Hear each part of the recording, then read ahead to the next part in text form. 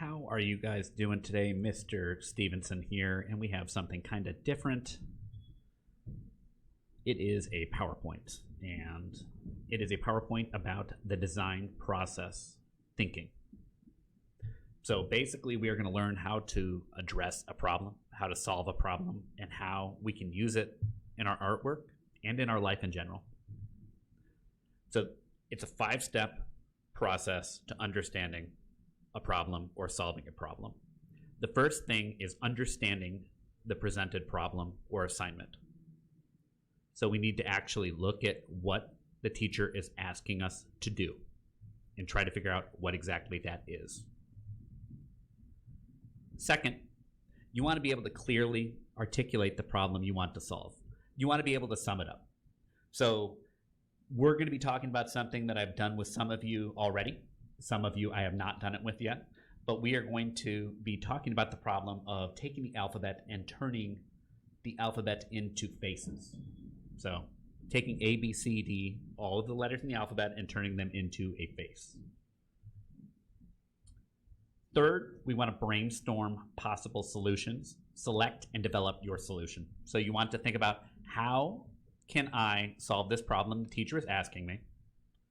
And then we want to try different ways or think about different ways of solving that problem. Next is actually designing a prototype or a rough draft. If you're in language arts or ELA, you're actually writing something out to test all or part of your solution to the problem. So you have a rough draft, you think about it, you turn it in, and then you fix it and revise. Fifth is think of ways that your rough draft works at answering the problem. Think of ways it could be better, then make it again, but make it better. So you're going to do the work, finish it. You're going to think about ways that it could be better, and then we are going to make it again, but make it better.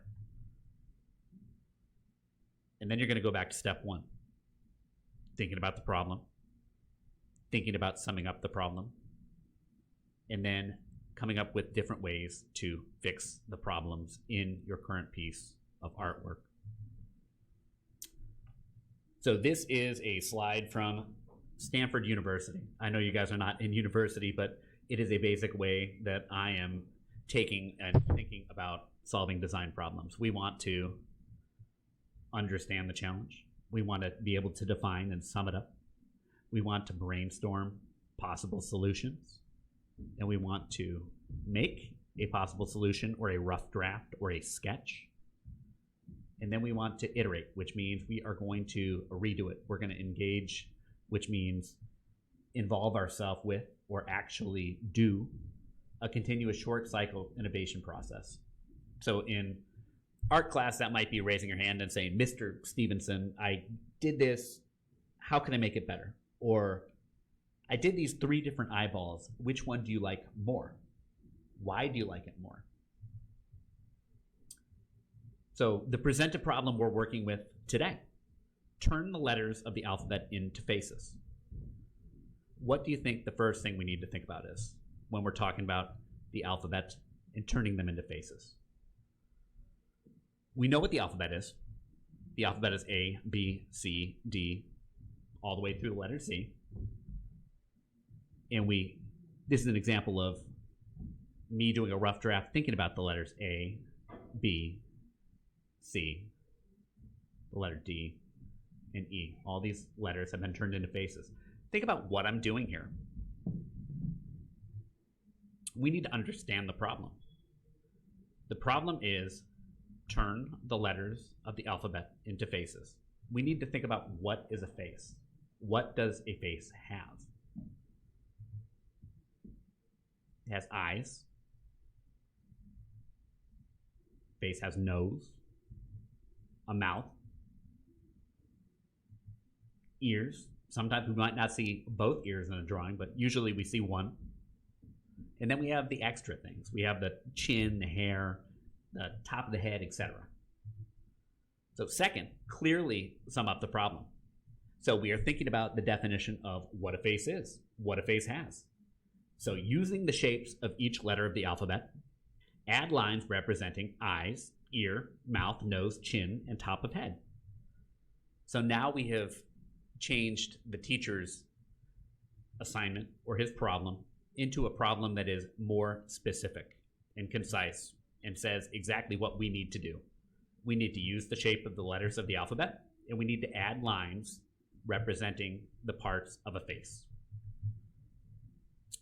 Third, come up with possible solutions to the problem. Develop your solutions to the problem. So here I just took the letter U, and as a quick example, the U could be a chin, the U could be a nose, it could be a mouth, it could be an eye, or it could be an ear.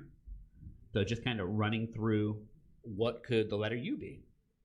And we can do that with all of the letters. We can think there's not one best solution for this. This is not like I need to get up high and we're designing a ladder, because a ladder is the best solution to get up high usually. We are just designing something that is a little more abstract.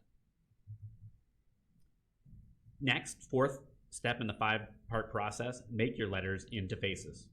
So that's what I showed you guys earlier, actually taking like the letter I and thinking about how we could make it into a face. This is kind of like a teddy bear face.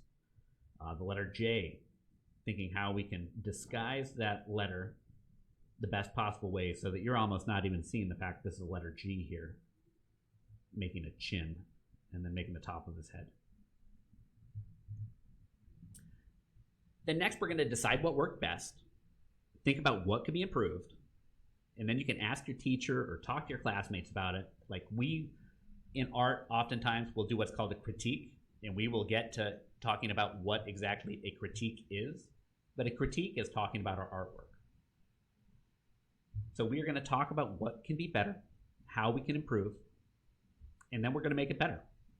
So here, maybe I liked this earpiece, the earring, and maybe I liked the nose the best. So what if we did a combination? We used it as a nose, but then we still had the earring kind of thing into a nose ring. We can make our eyes slightly better. We can think about how we're designing and fitting in the letters to the design of the face.